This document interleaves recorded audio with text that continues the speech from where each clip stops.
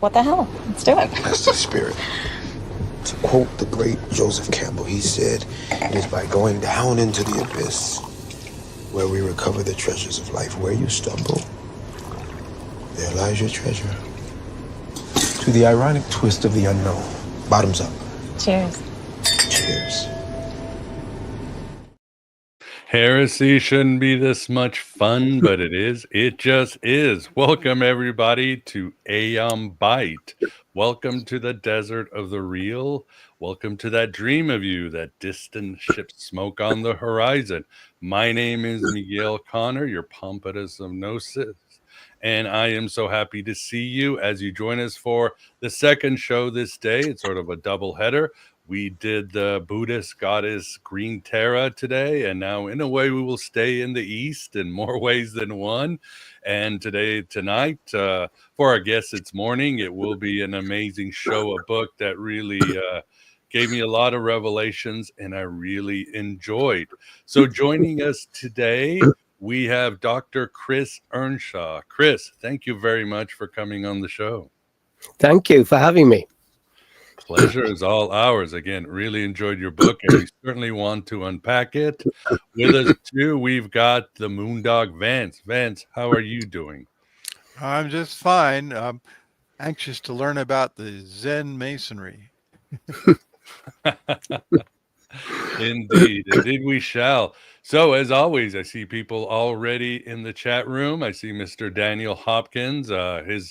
His depth and knowledge about Buddhism and Eastern traditions is incredible, especially how he ties it into Gnosticism and other esoteric traditions. I see Graham. I see others. Welcome, everybody. As always, if you have any questions for Chris, please super chat them so we can separate them and get to them. And that's really all I have for housekeeping. A lot of news, but I will share with you next week as we have some incredible shows. Even through the Thanksgiving holiday, we'll have a show on Gnosticism and human design. And David Block will return on Black Friday, the day after Thanksgiving, to discuss 2001: A Space Odyssey, the esoteric side of Stanley Kubrick. So a lot going on, and thank you very much for your support and keeping this show going. Please subscribe and like and yada yada and all that stuff. So well, let's get to you, Chris. This is your first time on the show. Hopefully you will come at other times. Tell the audience a little bit about yourself and how you yourself became a heretic. So my background is that I came to Japan, where I am now. I'm in Tokyo, and I came after high school because I had applied to study Japanese at Cambridge University in England.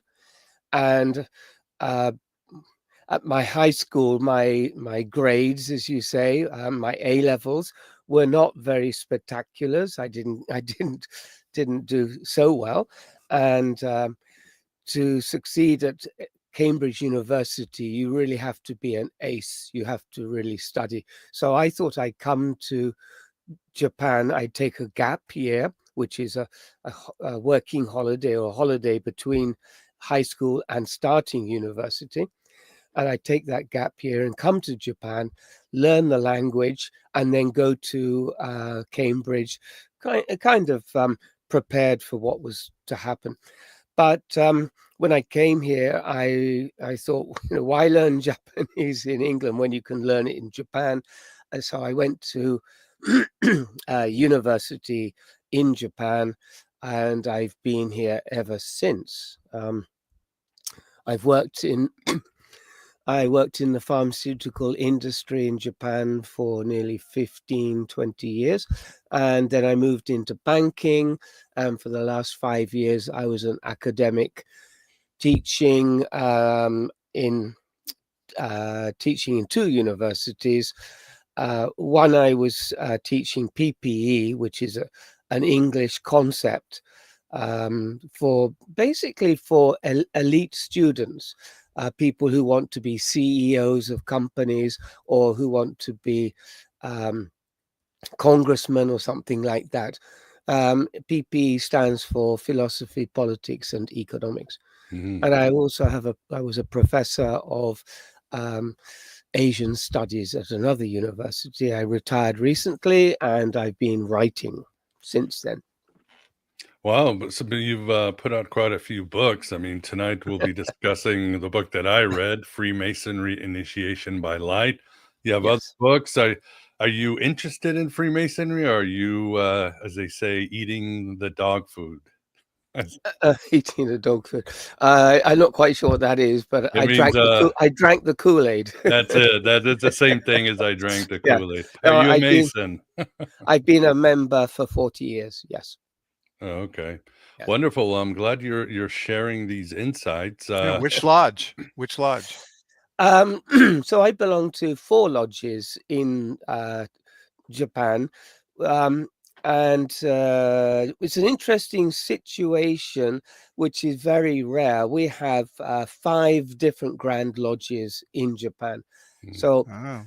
the rule is that normally there's only 1 Grand Lodge per country. In America, you don't have a national Grand Lodge. You have Grand Lodges for every state, but there isn't a USA Grand Lodge. In Japan, what happened was that various countries had already established Grand Lodges in Japan before the Grand Lodge of Japan was established. And so, because they were a latecomer, the existing Grand Lodges were recognized. And so we have 5, and I belong to 4 of them, Grand Lodge of England, Scotland, Massachusetts, and Japan. Whoa. I'm glad I asked. That's interesting. Yes. Well, the thing about Japan is it's quite a small Masonic community here compared to other countries. We have about 2,000 members. Many of them are in the military, and a lot of them have gone back to their own countries, even though they're Japanese Masons, but they're living in Hawaii or wherever. And so it's a very small community, and we all tend to join each other's lodges. So we have multiple memberships. Keeps you busy going all to Well, the yeah, I mean, you go to a banquet and you see the same faces all the time. Yeah. You again. Yes. And we do what we do. We can do, regardless of where we are. So, well, let's get into your book. Again, it's so fascinating, your insights and your research. I guess my first question, Chris, and of course, feel free to go where you would like to go. Yes. And you really researched the origins and the influence of Masonic, Freemason idea, spirituality, and all that. Do you want to start with the Eastern influence or the atheist influence of early? Which one should we go to? So the Freemasonry is now over 300 years old. It was established in London in 1717, and I believe it kind of piggybacked on an established organization which was called Operative Freemasonry or Operative Masonry, and these people were stonemasons, and they built cathedrals and churches and other things around Europe. And so 1717, 3 people who were members of the gentry, so they tended to be well educated. They're not working class people per se, and also, but they were also dependent on aristocrats and the nobility for their livelihoods. So these 3 people decided to change or piggyback onto the existing system and start a new system, which later was called Speculative Freemasonry. And the important thing is that this was a unique time in English history because of 3 or 4 things. One was to do with the religious situation in England. England, since 1534, and King Henry VIII had been a Protestant country in the 1534 and again in 1540s. The Catholic monasteries and abbeys had all been dissolved. Some of them had been destroyed. The people were all the money was stolen by the king, all the gold plates and things like this. So Protestantism was the form of Christianity, and we called it the Church of England. So the problem was that during the Stuart period, which is the period before the start of the Grand Lodge of England, during the Stuarts, all the kings, which was King James I, Charles I, Charles II, James II, they were all Catholics. And you had Catholic kings running a Protestant country, and that led to all sorts of problems. And one of the issues was that this is also the time of the Enlightenment. So you have Francis Bacon and other intellectuals, Isaac Newton and Robert Boyle, and people were starting to challenge what they saw as antiquated ideas, what they referred to as Aristotelian thinking. And that meant that at universities and other education centers, people just learnt what other people had already decided was the truth, like Aristotle, which is 1,000 years before. So they wanted to reject this, and they said, well, truth has to be challenged. And so, for example, modern time thinking in science, for example, you discover something and then you write it in a paper, you announce the paper, and then people try and recreate your findings. And if they find it's different, then they challenge you. And this is how we find the real truth of anything, whether it's a new drug development or whether it's a new philosophical concept.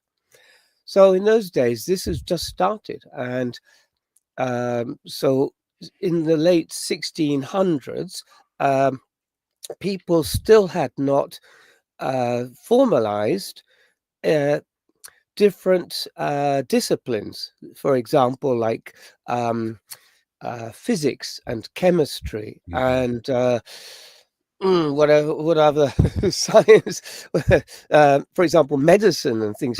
They were still working with bloodletting, in the 1600s. And in fact, bloodletting works because I'm still going to hospital to have my blood taken out. I have a blood issue, so every so often I go to hospital and they do bloodletting. So it is actually quite an important, but it's an important procedure. But in the 1600s, they were using it for everything. If you had a cold, let's take some blood up. So this was not formalized, and still people were studying alchemy as though that was chemistry. And so alchemy started to die. In the 1660s, the Royal Society was established, and they tried to formalize these things. So one of the things that happened, just fortuitously or not, I'm not sure, but in the 1690s, a person wrote a book questioning whether the soul was immortal. And he said, there's no proof of it. It's not in the book, in the Bible. There's no evidence. We want evidence. And this was blasphemous in those days. And blasphemy was still a crime. And even in England, until about I forget the date, but I think it's about 1970, blasphemy could be, you could be imprisoned for blasphemy, taken to court. So in those days, the power of the church was still very strong. And So this person wrote this book about this, and there was all sorts of debates in public and writing in articles, and it was even debated upon in the Houses of Commons, in Parliament. It just seems very strange that Parliament would talk about immortality and the soul, but it was such an important thing. Yeah, And why fix the so, roads or anything? Let's talk about that. yeah, huh? yeah, well, yeah, roads. uh, so, of course, we'd had a fire in 1666 Mhm. when half of London was burnt to the ground. And so, and then that led to, of course, the law had changed that wooden construction was no longer allowed in London. Everything had to be made from stone. Mhm. Of course, window frames and doors were wood, but that's okay. Right. And so there was a large demand for stonemasons in London. But we're not talking about stonemasonry. We're talking about speculative Freemasonry, which is different. It's more of a philosophical. And so people were challenging this concept of immortality. What did it actually mean? If you go into a graveyard even now and look at some of the gravestones, you will see people have written R.I.P. Not written. They've Yeah. chiseled, carved Yeah. R.I.P. into the grave. Stands for rest in peace. This is one of the ideas that when you die, your soul is asleep. It's resting. It's resting, waiting for the second coming of Christ. Right. That could be eons. We just don't know. We're not talking about, next Wednesday. We're talking about, Yeah. 10 years, 1,000 years. Right. And people were challenging that. And then many other people said, well, no, I don't believe that. When you die, you wake up in heaven. And other people saying, well, perhaps it's conditional on the quality of your life. Have you been a good person in this life? If you've been a good person, then yes, you wake up in heaven. But if you've been a bad person, perhaps you wake up somewhere else. Perhaps you don't. Perhaps you don't wake up. There's also concept of annihilism, that Right. your soul will be annihilated. So all this discussion was going on. In 1687, a Chinese Mandarin landed in London. And in those days, there was very little understanding of China. The only people who've been to China, of course, Marco Polo went to North China, but in those days, in the 1600s, 1700s, were Jesuit priests. Mhm. And a few others like the Dominicans, is it? And the Dominicans, yeah. Benedictines. Right. And the Benedictines had been there. And the Jesuits were important because they had good access to the Emperor of China. They were bringing Western understanding of things like astrology, astronomy, navigation to the Chinese. And the Chinese wanted to learn about Western understanding.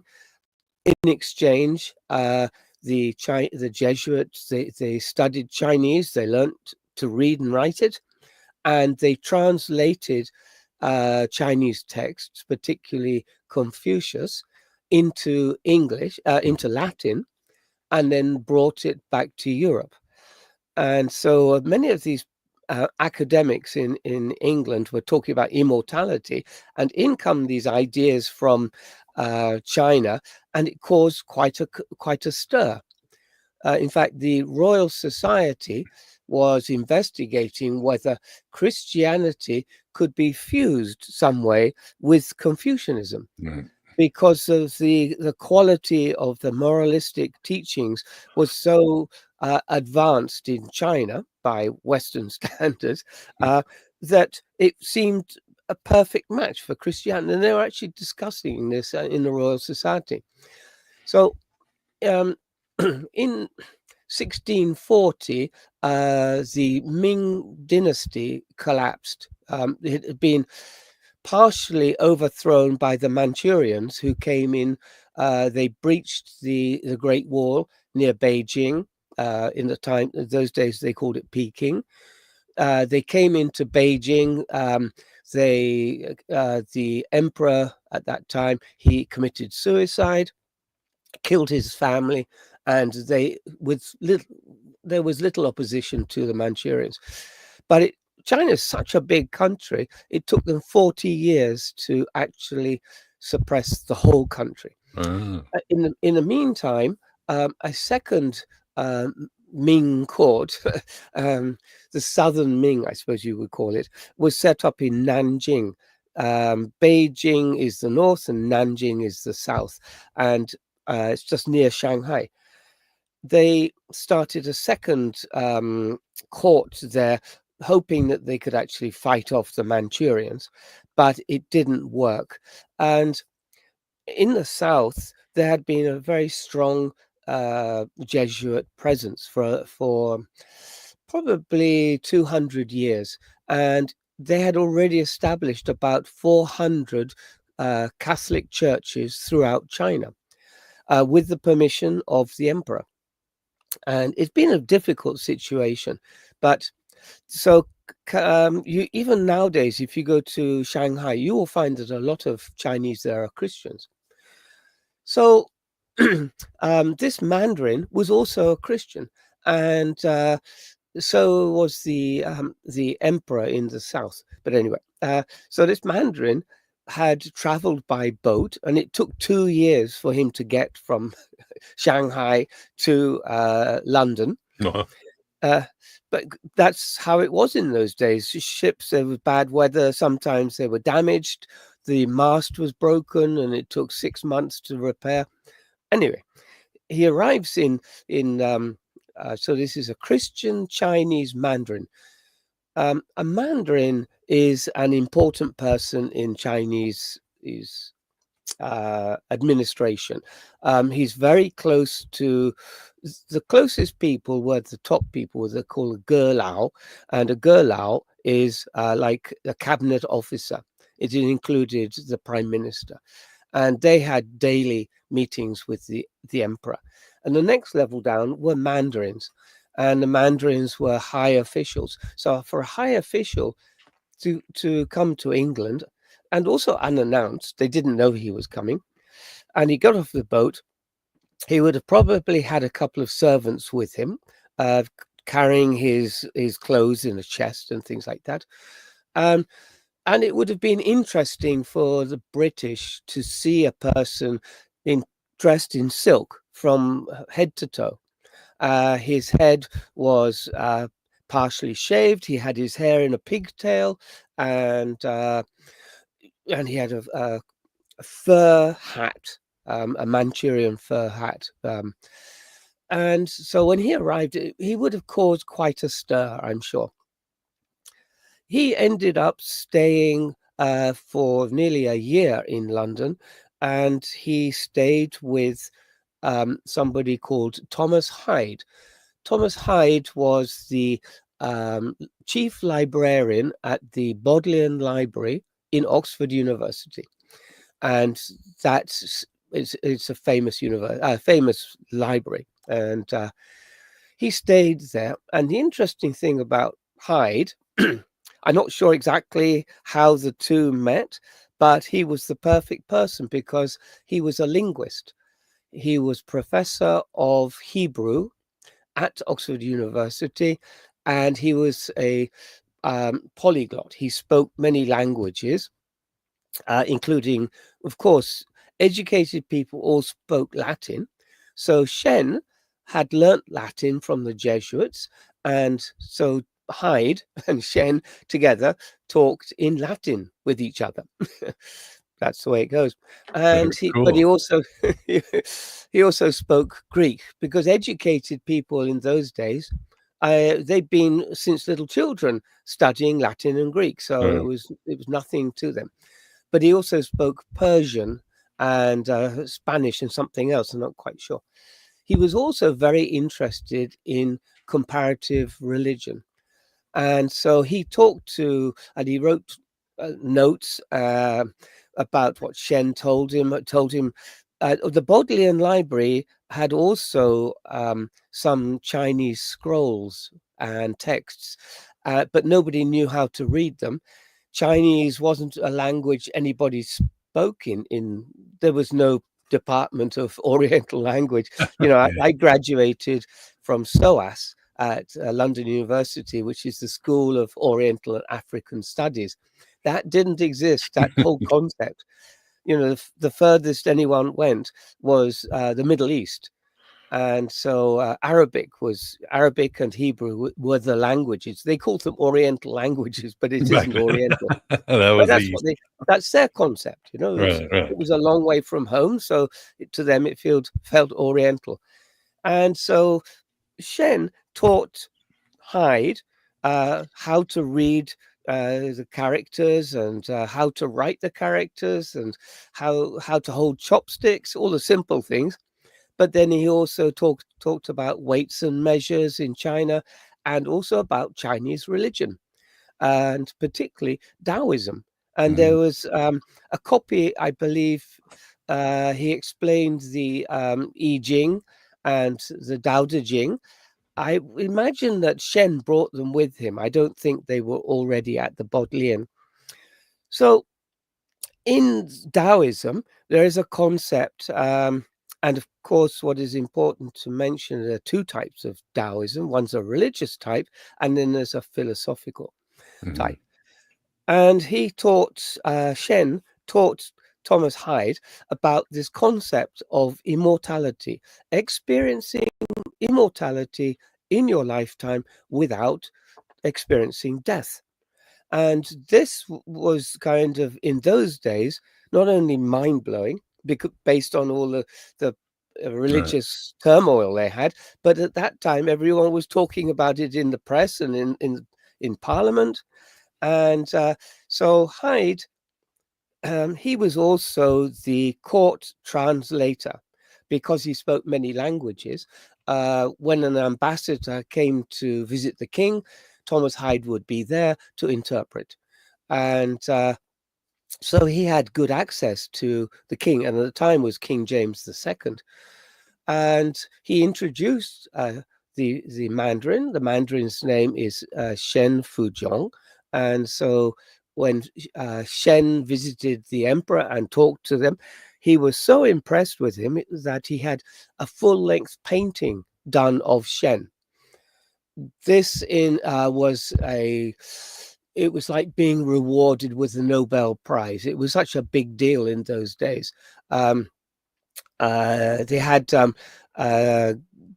Godfrey Kneller, who was a famous painter, German painter living in England, and he had painted all the royalty in Europe, including the king. And he painted Shen, full-length pic, and that would have been very expensive in those days. I mean, we're talking about, like a cost of a sports car or more. It was major money. So this is the background. So the Chinese Mandarin told Hyde about this special technique for experiencing immortality.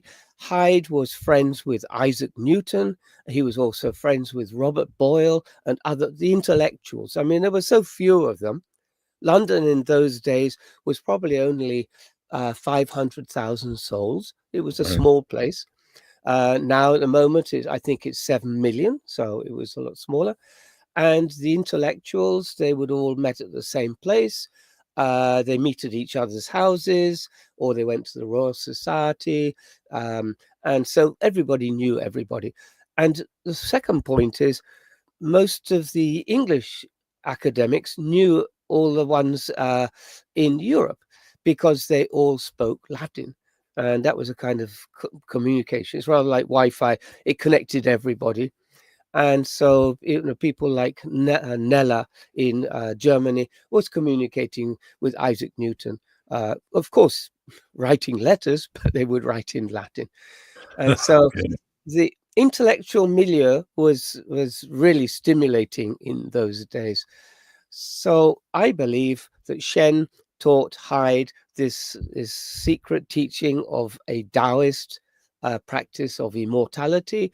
He told Newton and other people. It just happens that the first Grand Master, well, in fact, second Grand Master of the Grand Lodge of England was Newton's secretary. His name is John de Sagulier.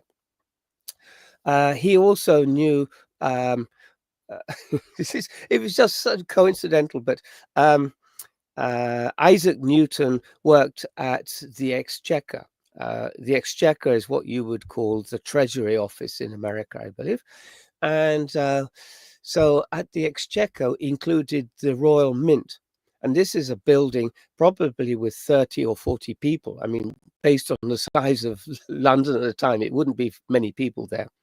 And so they were responsible for taxes, but also for things like issuing new coinage, because paper money still wasn't in vogue. And George Payne was head of one department, and Isaac Newton was head of the Mint. And when there's only 50 people, they're going to know each other. George Payne was the third Grand Master.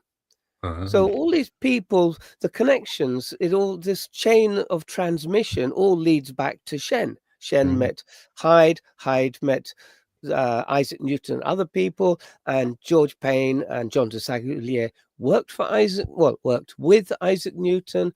And then when they heard of this story, they thought, this is fantastic. What can we do with the story about this immortality?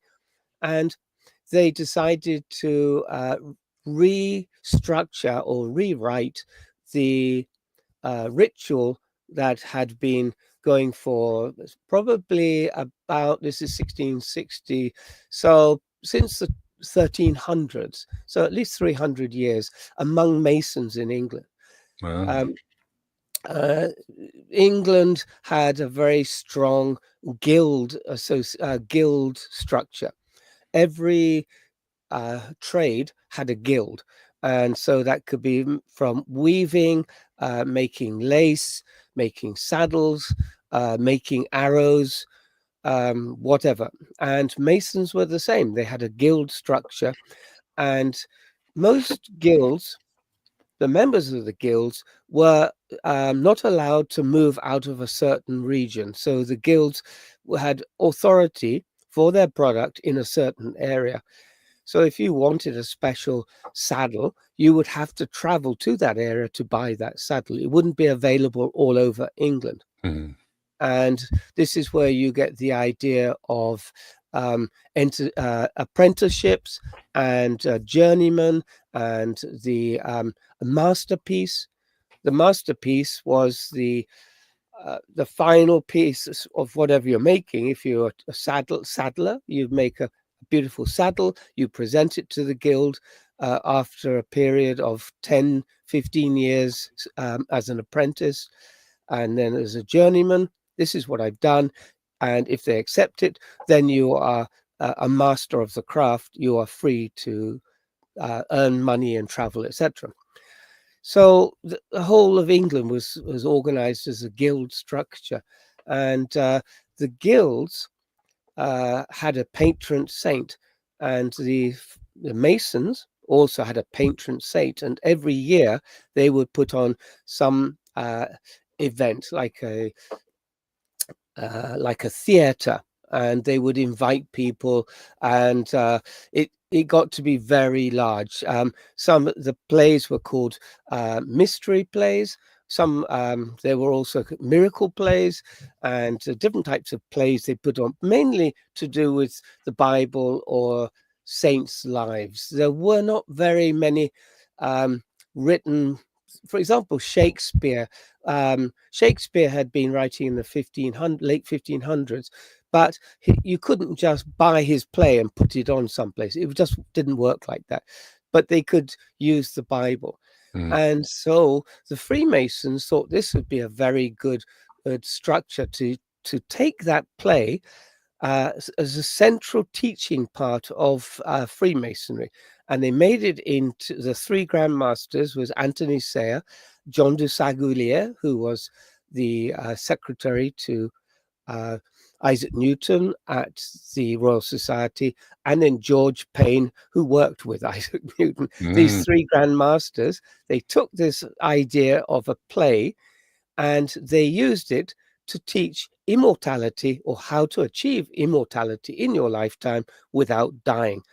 And I think one of their motives was that they wanted to attract the aristocracy to their organization. There's always a gap, because England's a very structured society. You have classes. The class structure, as we call it, is very defined. And because of this guild system, for example, you were not able to change your profession. If you were a saddle maker, you couldn't go and start making stirrups, or you couldn't make arrows. You were fixed by law, and the law stated that people could not change their professions. So you were stuck there. If you were gentry, you relied upon your connections with aristocracy, with the people who had the money, for patronage. And so yes, and that's how it worked. So the Freemasons hoped to attract nobility to their organization. And it actually says in the first constitutions of 1723 that they were hoping to attract a noble brother as the Grand Master. And that's what happened. And there's reasons for this, and I explain it in my books. But the first Grand Master was the Duke of Montague. And what then happened was, because he became like an influencer, so when people saw that a duke had put his stamp of approval on what these three Grand Masters had made or invented or reinvented, then because he approved of it, but by becoming the Grand Master, everybody wanted to join. And then suddenly Freemasonry became the flavor of the week, or the flavor of the next 100 years in London. And there were just hundreds of lodges. It started with 12 lodges, or in fact, it started with even less. So it started with 4 lodges, but then was about 12 or 16 when the Duke of Montague joined. And within 100 years, there were nearly 1,000 lodges. Wow. So I'm going to say this joke, because I know Vance is thinking of this joke. I'm going to steal it, but I'm going to say, so Isaac Newton was the original Manchurian candidate, huh? He's the one who he kind of slipped this Eastern mysticism into Freemasonry. Yes. So Isaac Newton is a scientist. You can't say he's because he kind of discovered, or he codified the concept of gravity. He didn't discover it, because anyway, people were falling on rocks, falling off cliffs before then. Before Isaac Newton, we still had gravity, but he was able to conceptualize it, and but he wasn't just that would normally come into physics, but he was also a chemist. And a lot of people don't know, but he was actually an alchemist as well. He spent some 20% of his time practicing alchemy, and it is believed that from cooking mercury gives off fumes which are poisonous, and it seems that he actually poisoned himself, and it made him mad. He lost his mind towards the end of his years, and through excessive practicing of alchemy. But Chris, before, well, if you don't mind, answer this. So this is how Freemasonry start, but there are other Eastern manifestations and the ritual, even later on. Could you explain a few of them? Because it's not Beyond Yes. immortality, it's definitely more infused into the tradition. So we have to think of at that time, and one of the difficulties I had writing my books was to not use what modern thinking, but to think how people would have thought in the early 1700s, because they had a different concept of what was happening. So in the Far East, of course, Buddhism is a major religion, but there had been a lot of pushback by various governments. For example, the Tokugawa regime in Japan saw Buddhism as a threat, and they made it illegal, and they were often fighting. They had fighting monks in this country. Buddhism was also in China. Again, it didn't grow as large as it is now, but in the south of China, there was some Buddhists. But the main religion was Taoism. And there are three types of Taoism. So what, yes, so there's, as mentioned, a religious Taoism and a philosophical Taoism. But in those days, in the 1700s, probably the differentiation wasn't so strong. It was just Taoism. But this was practiced by the court. The average person wouldn't be involved. But they had something similar, Wudomi, which is a Wudomi. Yeah. 5 baskets of rice. It was a peasants' organization for Taoism. It was more of a shamanism type of Taoism. And they would pay 5 baskets of rice, wudomi, to their local Taoist temple for protection and other things. That was widespread in China, but the Taoism at the higher level was only practiced by the court, and it was a male-only function. And so Freemasonry now is divided in most parts of the world into male and female. The male is obviously the larger. We have some 5 to 6 million members worldwide.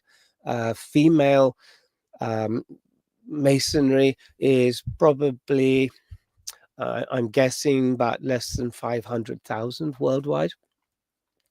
And this Taoism, the Mandarin Shen Fuzhong would have known about it. He was a member of the court, and he would have known about it.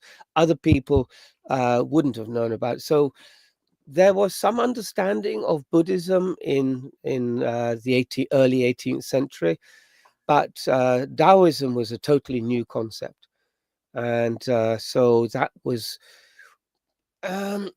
very interesting, because it's, how shall I say, it allows people to be involved in their own development, whereas in Christianity at that time, it was the priest talking to you. It was the priest in the church telling you this, that, and the other.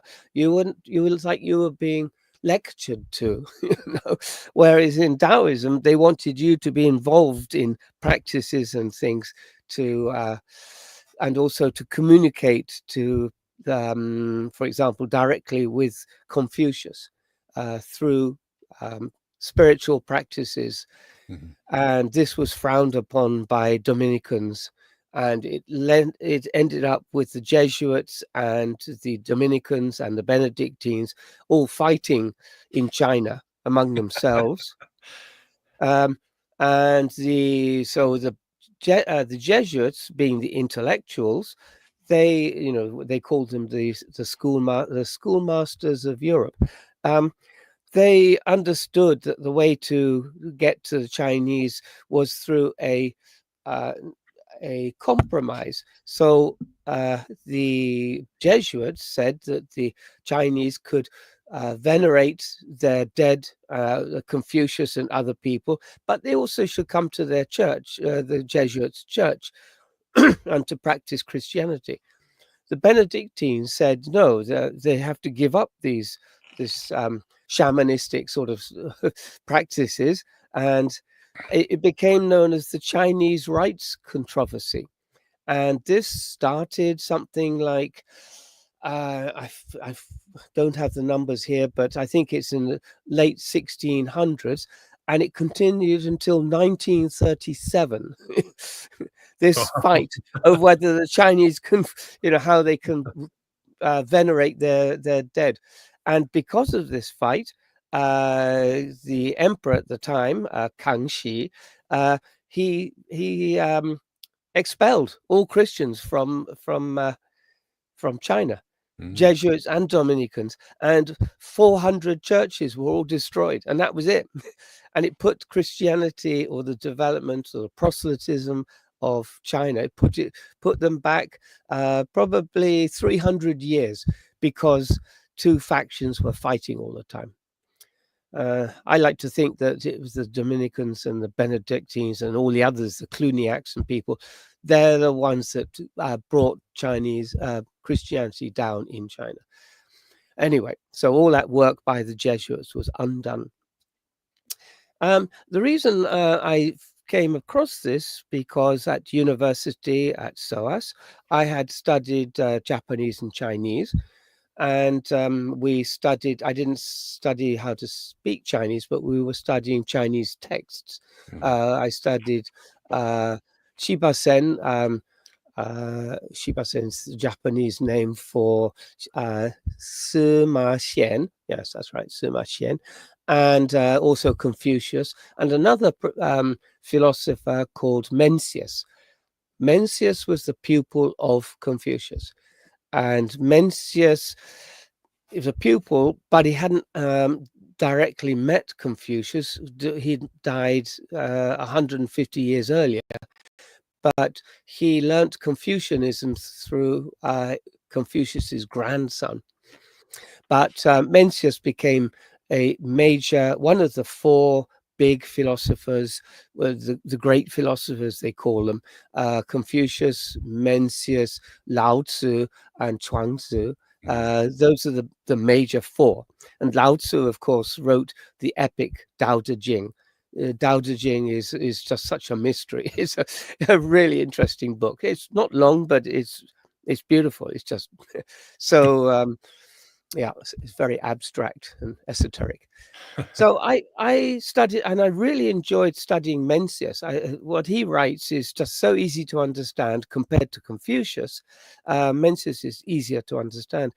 And I was invited to Taipei in 2016 to a conference. Well, it was a small conference, hardly a conference, but anyway,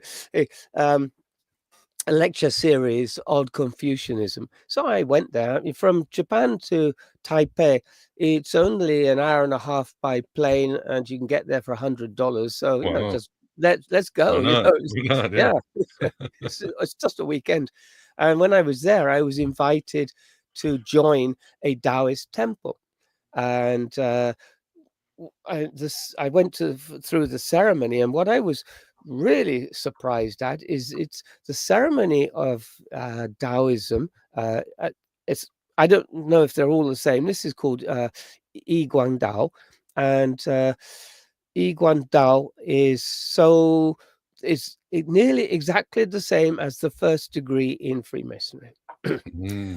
And that's what started me studying and learning all about Shen Fuzhong and Thomas Hyde and all his connections, because it was just, simple things. For example, a Taoist temple has 3 senior officers, and the most senior is called the light transmitting officer. Well, in Freemasonry, in the first degree, we have 10 officers, but the 3 senior officers are the 2 wardens and the master. And the master brings the light from the east to the candidate to initiate him in the first degree. This concept of initiating somebody with light is unique to Freemasonry and Taoism.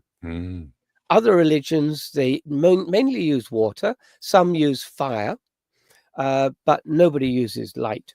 I mean, the concept, you can't actually capture light, so the concept doesn't exist. And I was so surprised. And it wasn't just that. I found 28 correspondences between Freemasonry and Taoism. And Yeah. when I got so many, the first one, well, that's interesting, but then the second one is a coincidence, and then third shows there's a pattern, and then when you were getting to 16, I was thinking there's got to be more than so. And so that's, and I list them up in my book, and I compare the two rituals, and it was so mind blowing for me. Yes. It is. You make an excellent case. Vance, what do you think? Do you have a question or two for Chris? Oh yeah. So if I understand you correctly, the influence from the East was through Newton and those people. Are there any other influences from the East that influenced Masonry? Not that I can see. So I've written a book for each degree, the first, second, third degree. Of course, it's like the guilds. They had a play, and the play is in 3 acts. We call them degree, first, second, third degree. You don't do the whole play at one time. You do 1 act, and then you wait a month or longer, and then you do a second one, and then later you do a third one. And the interesting thing is that the candidate is the new member who wants to join. He's part of this play, but he has no lines, or very few lines. And if he has any lines, one of the brethren will tell him what to say. So this is a learning experience. It's not sitting in the audience watching something happen. You're actually part of something. You're walking around the lodge, and the lodge, each degree has a story. And the most important story is in the last one, but there's a learning curve. So there isn't really any religious or influence. The one important thing happened probably in the time of Victoria is that originally Masonry was seen as a Christian organization. It isn't said it's Christian, but everyone joined had to take an oath, and by putting their hand on the Bible, and the Bible being Christian, therefore everyone accepted it being Christian. Atheists were not allowed to join. You had to be somebody who believed in God. In the time of Victoria, there were many people traveling to India. She was the Empress of India at the time, and so there was a large investment in India, for example, in tea and other spices. And the British were bringing education as well as railroads and things like that, and British organization to the country. So what happened was that many educated and sometimes noble Indians joined Freemasonry in India. And some of them came back to England. And we had a situation where you had a Hindu or some other, for example, a Brahmin, and came to the lodge, and then we had to accommodate the Bible. So from that time we allowed anybody who believed in God to bring their own sacred texts and put them on the altar.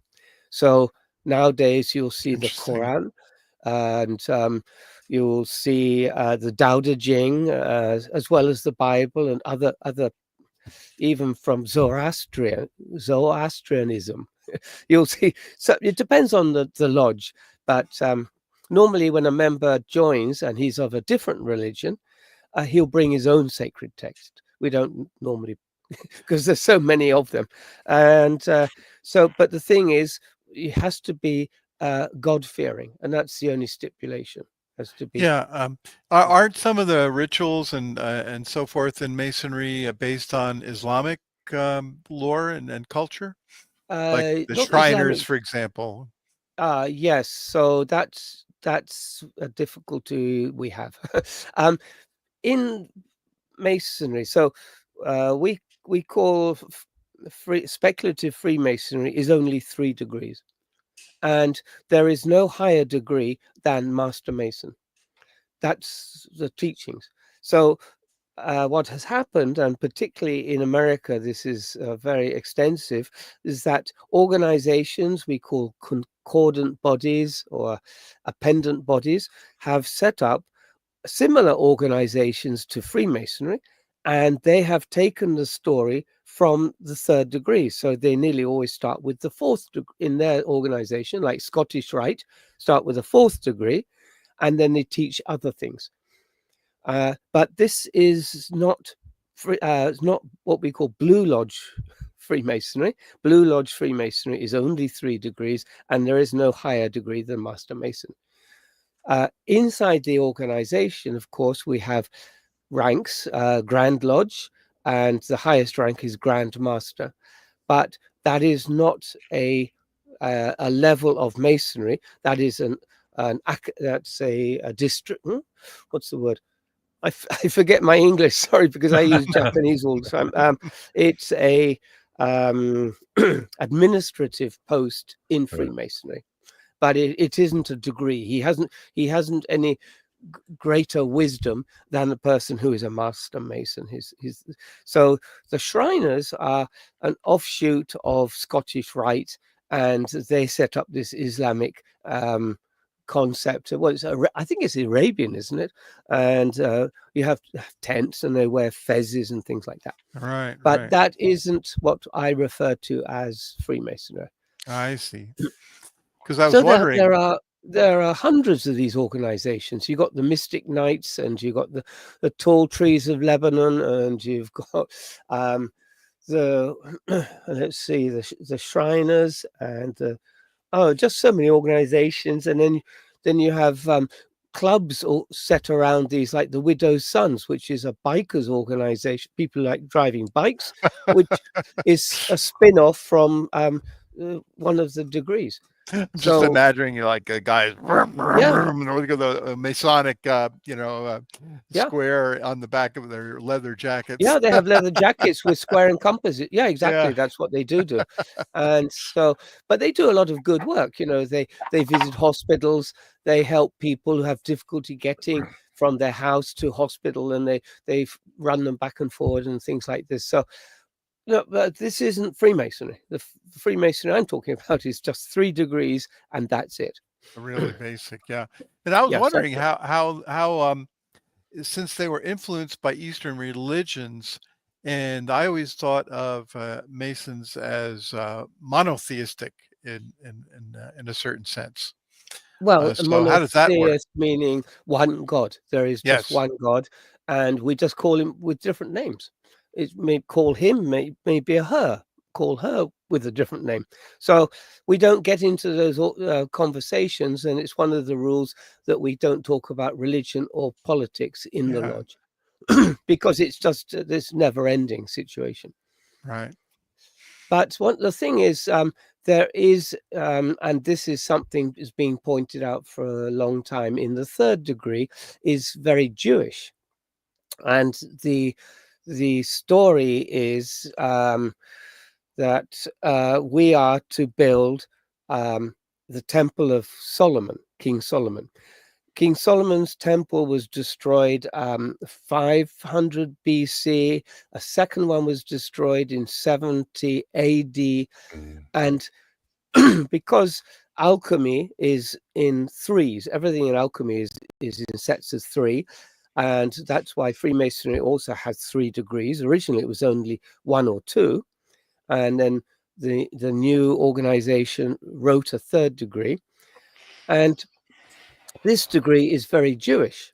It's about rebuilding the church. But what the important thing to know is it's not a physical structure.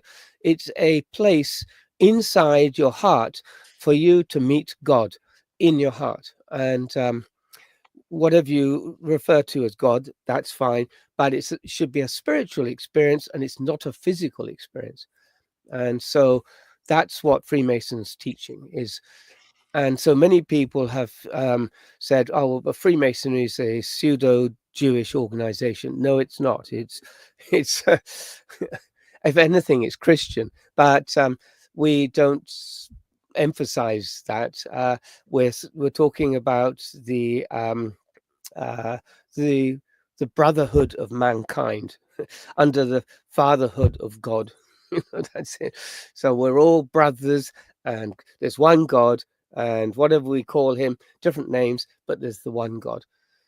The connection with Judaism is interesting. It's a little bit complicated, but that's the only other reference to religion in Freemasonry. Okay. Yeah. That's interesting that taking the Oriental influence, or Eastern influence, as they say nowadays, the 21st century. No, I love the word Oriental and Occidental. I know. We need to bring those back. They're not slurs. And now we have accidental. Accidental, yes. But because, like, for example, in India or in Buddhist, some forms of Buddhism, there are many gods, right? Although usually there's one at the top somewhere if you really dig down. So that must have been an interesting exercise to fit that particular set of cultural references into the Masons. I think it's easy. I mean, you just say it's just the one God. That but we just define or think of him in different terms. It's like climbing up a mountain. There are many paths to climb up the mountain. It doesn't matter if you go to the north face or up the south face, but it's the same mountain. So what was I going to say? Or all the gods are part of one consciousness. They're all just faces of a supreme consciousness. Yeah, that's they didn't get that far in the 18th century, but not in England. Right. Yeah, right. Then in what had happened in the 1700s was that Freemasonry became so popular that other organizations tried to copy it. And one of them was a semi-Catholic organization. And I say semi-Catholic because there was a lot of kind of snobbery, I suppose it would be, not quite elitism is probably a better word, about Freemasonry, and it was very difficult for Scottish or Irish people to join Freemasonry in London at that time. It's because they had a Catholic background. And so Catholic is, Christianity, we're all Christians, but that wasn't how it was perceived in those days because of the threat of King Louis XIV, who wanted to bring England back into the fold. We're surrounded by Catholic countries. In the north was Scotland, in the west was Ireland, in the south was Spain, France, and even the Spanish Netherlands. And King Louis XIV, he wanted to bring England back into the Catholic fold, so to speak. And that was a real problem for England. It was a smaller country. And so we were very suspicious of Catholics in England. And there were still Jesuits in England. They were seen more as teachers than priests. And of course, they weren't allowed to preach in England. And that's where we get the concept of priest holes. Have you heard of a priest hole? No. So large houses, manor houses, would build secret chapels, often underground, but inside walls, and there would be a hidden entrance, and they could go in there and they'd bring a priest, and then the family would have a Catholic mass or something like that in a little room, which is probably, mine is a very small room, but it may be this size as well. And so these priest holes were all over England, and the British authorities were always looking for these priest holes. Because preaching Catholicism was illegal. And so the other thing, of course, was the Inquisition. The Inquisition still existed. It had been set up, dates challenge me. I'm getting older, I forget these things. just let's see, the Reconquista is a late 1500s, sometime around there. The Inquisition was set up, and it wasn't disbanded until about 1880, I think it is. And so the Inquisition, and there were Jacobites. Jacobite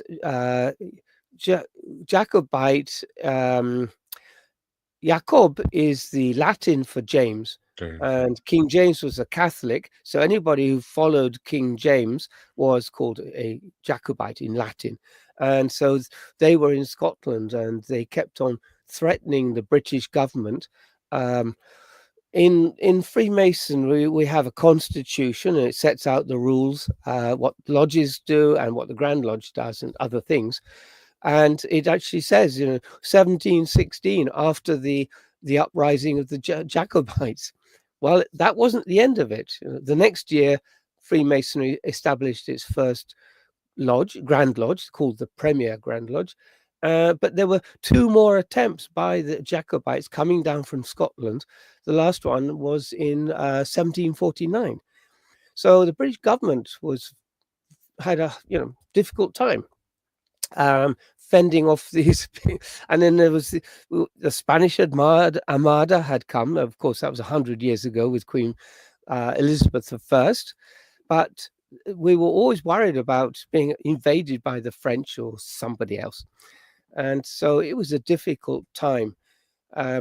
So yes, to go, I forgot what you talk about the semi-Catholic secret society. Yes. Yeah. So yes. So that's it. Thank you. Yes. So because there was this prejudice towards Scots and Irish in London, or particularly Freemasonry was basically based on London. There was very little Masonic activity outside. There was some in Scotland, but that tends to be more operative Masonry. So a new Grand Lodge was set up called the Grand Lodge of the Ancients. It was set up in 1751, and it started challenging the Freemasons. And so now we're starting to enter the American War of Independence, and the French were sending troops to help the Americans, because they wanted help from America in some of their French territories. Louisiana, I think, is one of them, but also the Caribbean territory. So it was a kind of reciprocal arrangement. And during that time, the Grand Lodge of the Ancients started setting up lodges in America. British forces and also French forces were, of course, fighting in the War of Independence, and they had Freemason lodges.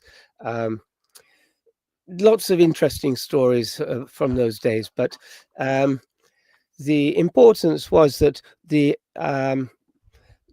British government saw Freemasonry. Well, it was a little bit ambivalent about Freemasonry.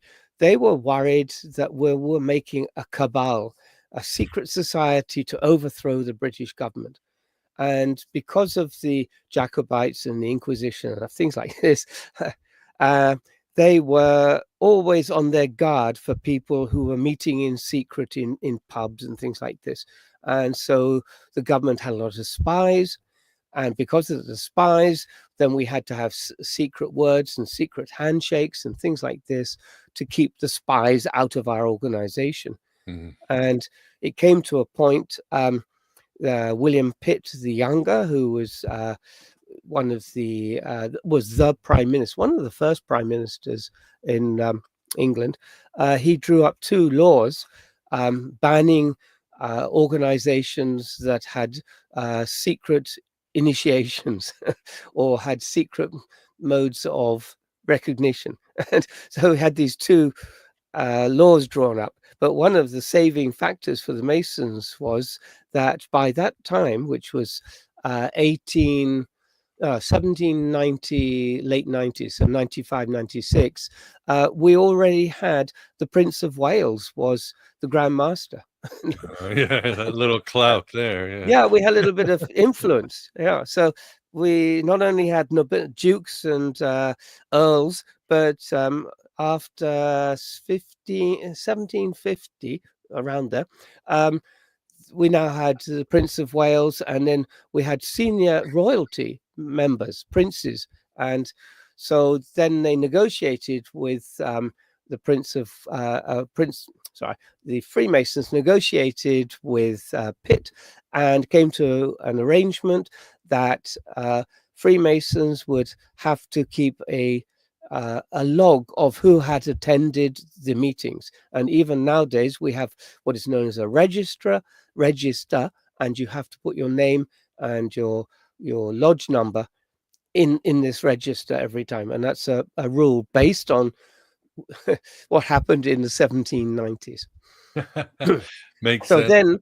then these two organizations, the Grand Lodge of England and then the Grand Lodge of the Ancients, they had become so large that we decided in 1813 to amalgamate the two. And when you amalgamated it, there was actually some differences. What the Grand Lodge of the Ancients, their rituals were slightly different from the original. And so there was a lodge of promulgation, and they spent 3-4 years trying to work everything out. In 1813, then we had the Acts of the Union, the Articles of the Union, and we had now what became the United Grand Lodge of England. And that's what it is now. It's the United Grand Lodge of England. Fascinating. Well, Yeah. as we start to get towards the end, could you give you mentioned 16 parallels between early Yes. Freemasonry? Could you maybe Yes. give a few examples or quick examples? Yes. In my book, I Yes, have them I all. highly recommend. Yeah, we've only Quick, scratched the surface. His book is wonderful. It's got a quick plug. no, definitely Okay. highly recommend the book.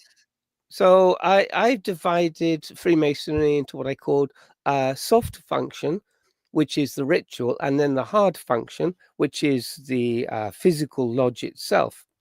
So I can take a couple of ideas from both sides.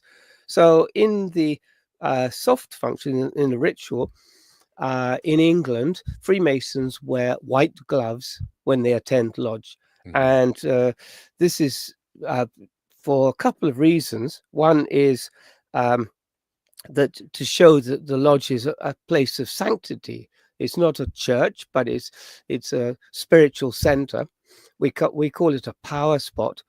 And in Taoism, they wipe their hands when they enter a lodge. Enter the Taoist temple, and that is so they don't bring negative energy into the temple. And so I think that the white gloves was actually a compromise. Instead of wiping your hands, just put Right. white gloves on. But it looks very similar. Let's see. In Freemasonry, before anything starts, we have to light 3 lights in the lodge, and they represent the 2 wardens and the master. In Taoism, they also light 3 lights, and they say that no spiritual teachings or any spiritual work can happen before these 3 candles are lit. It's exactly the same concept. And the candles represent the sun, the moon, and the universe, which is the source of all potential. And they so Freemason, and then if you look at later in the ritual, you'll find out that the 2 wardens represent the sun and the moon, exactly as the same as in Taoism. They represent the sun, the moon, and Wu Qi, which is the the source of all potential. And in Freemasonry, we have the wardens representing the sun and the moon. The master's position is a little bit different. Anyway, let's see.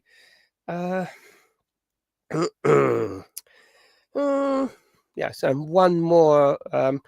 The lodge is dedicated to the holy saints John. We refer to two saints because the Grand Lodge of the Ancients was dedicated to Saint John the Evangelist, and Freemasons were dedicated to John the Baptist. This comes back to the guilds, when guilds all had patron saints. It's the same concept. And so when the two Grand Lodges amalgamated in 1813, we had to accept two St. John's as being patron saints. In Taoism, they also have two patron saints, and one of them is called Lu Dongbing. Lu Dongbing is a ancient poet, and he's known as in China as one of the immortals. And he is seen carrying a whisk. That's his, he's also carrying a sword, because everybody had swords in those days. But same in England, everybody's carrying swords in the 1700s.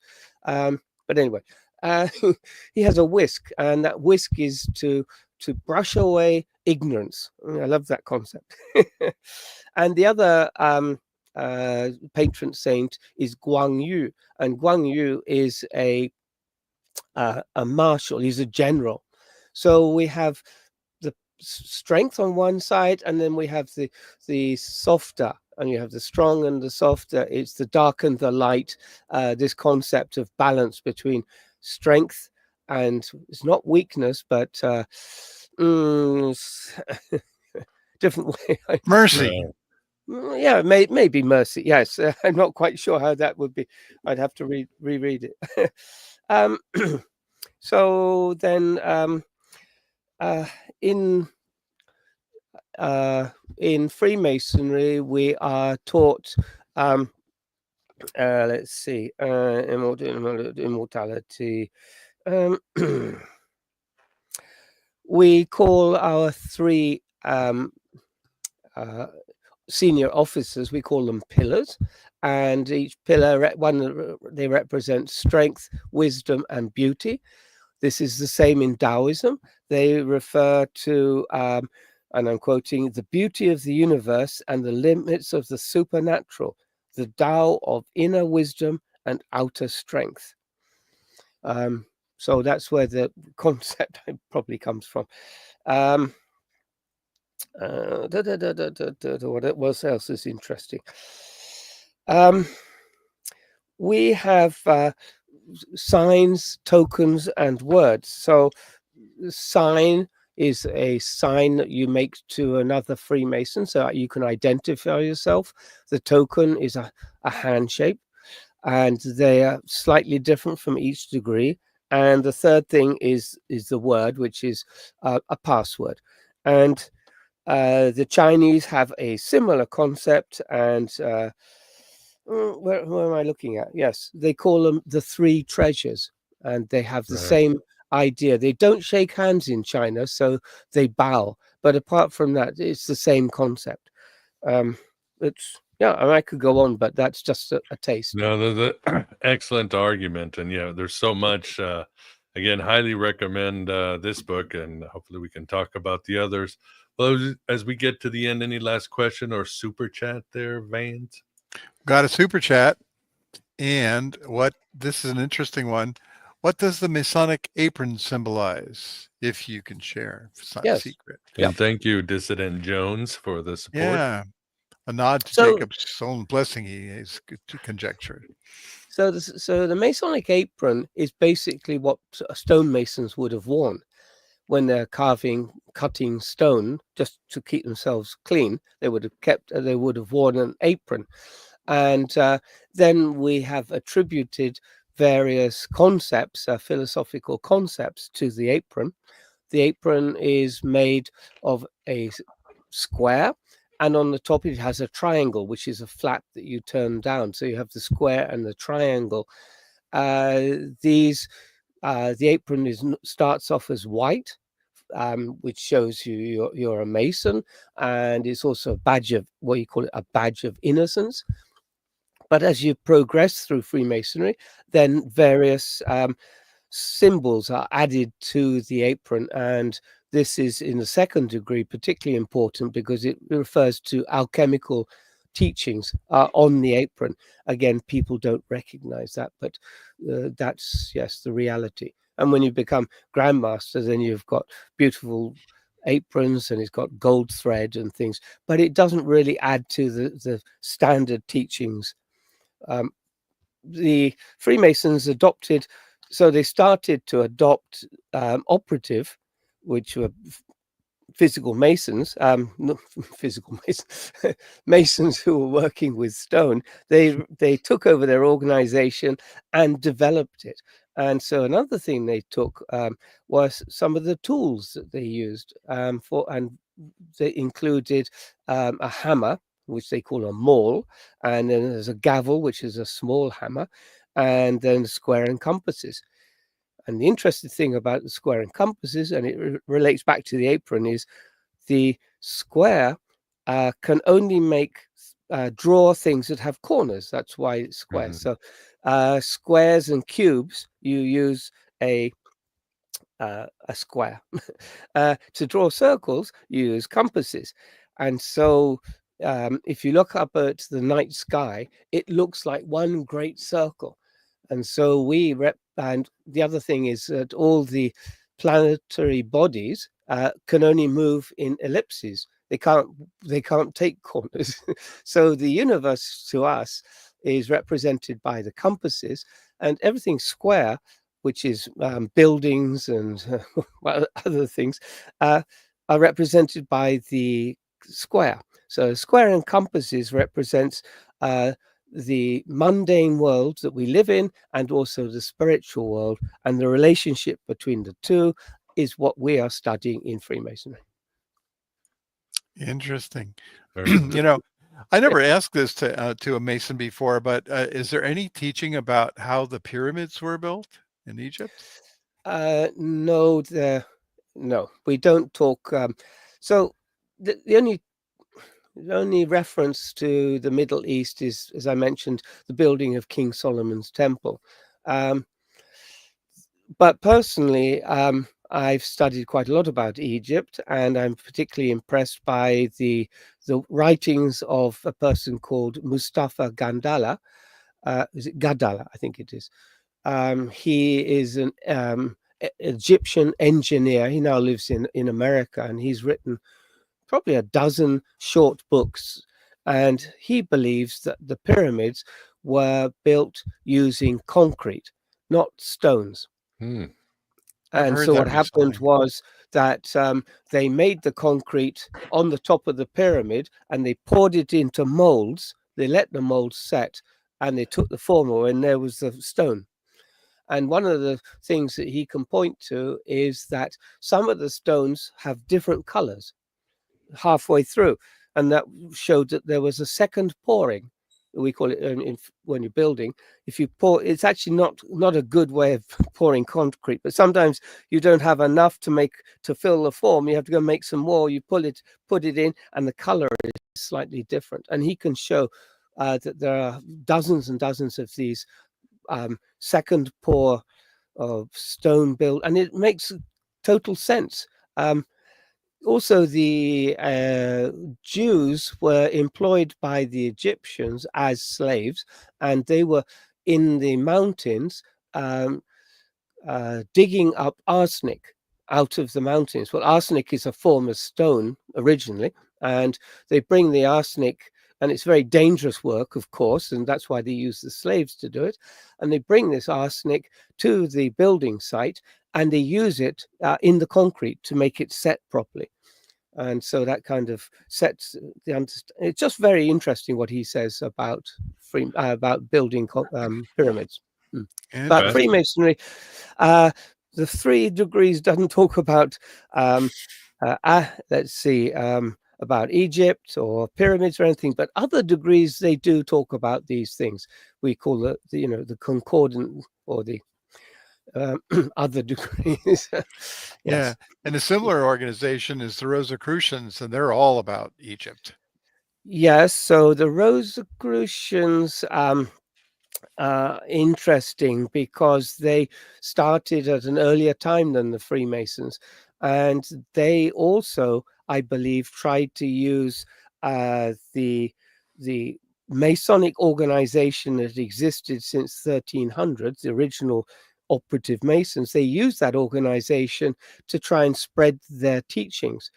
And we have an example in Perth, in Scotland. And there was a teacher there who knew about Masonic teachings, but he also knew about Rosicrucianism. And that mixture there is a very unusual situation. But we kept Rosicrucianism out of Freemasonry. It happens. Well, wonderful. Well, we are at the end. Thanks again. We're at the beginning. We're just at the beginning. We're only yeah. No, we definitely want to get you back for sure, because there's so much, and I definitely want to tackle your other books. But for now, for this story, for the audience, I have it on the show notes when it comes out, and your website is earnshaw.jimdufree.com. Anywhere else you want to send people, or is that good enough? Well, I have a podcast which I do every week. We've been doing it for 3 years. We have nearly 200 podcasts now. It's called Freemasonry in 7 minutes or less. It's on Spotify, Apple, and everywhere.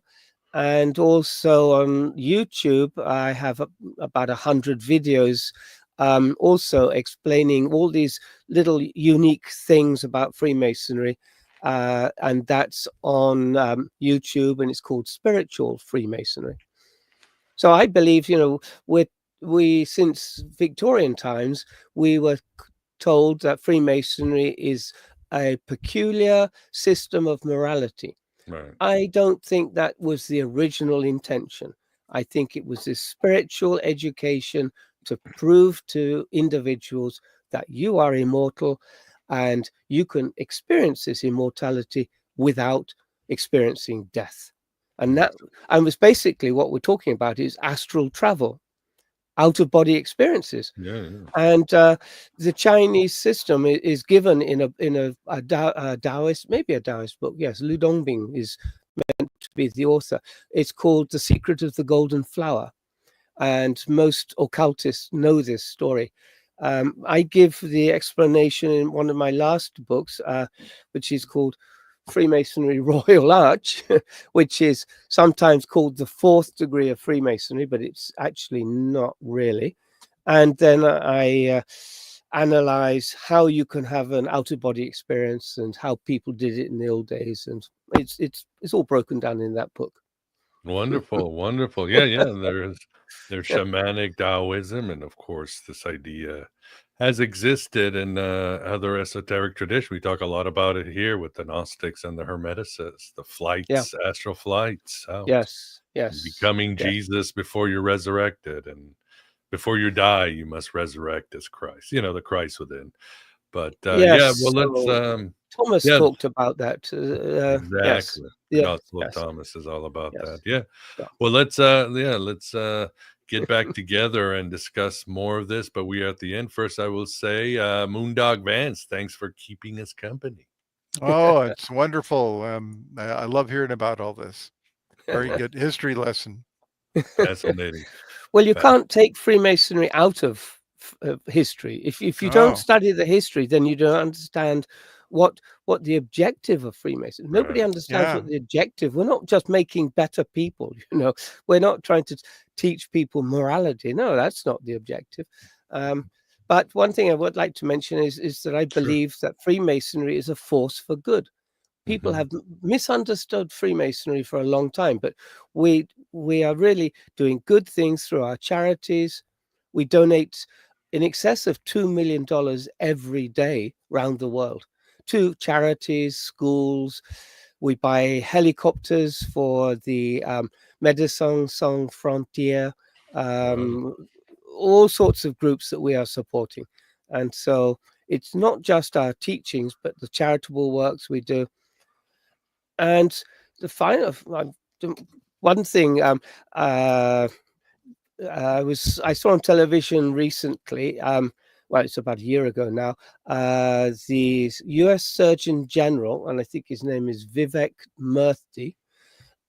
He was saying how loneliness was like a disease in America at the Indeed, moment, it is. and half of the males in the over 50, half of them are suffering from loneliness. Hmm. Well, that is what Freemasonry is about. It brings people together. You make great friends. You get involved in well, not just banquets and parties, but playing golf and things like that. But you get to know people really well, and you make some really good friends. And if somebody is feeling alone, the thing about Freemasonry, we don't proselytize. We don't go and say to people, "Oh, you'd be a great free." You can't do that. You have to ask. If you want to be one, you have to ask one. That's our kind of catchphrase. So, and you say, "Well, I don't know any Freemasons." Well, look us up in the phone book. All Yeah, the, yeah. you know, contact the Grand Lodge. Ask where a lodge is close to where you live. Ask to be introduced, and then the Freemasons will take it from there. There you go. Yes. Yeah. Definitely check it out. Well, wonderful. Well, we at the end. We are at the end here. Definitely check out Chris's book, Freemasonry Initiation by Light, and all his other work. For the audience, thanks for keeping us company. Please support Aeon Byte in any way you can. There's the book there for those of you watching. I'll have the link to his book on the show notes. So all good, Chris. We'll make sure we'll get you some interest. But yeah, thank you very much, Chris, and we look forward to the next time. And for everybody else, please have a good rest of your evening. And for people in Chris's land, start your day well on Mercury Day. And Well, thank you, Miguel, for the opportunity. I enjoyed it. we enjoyed it too, and thank you very much. And until next time, everybody else, take care. And as I say, write your own gospel, live your own myth.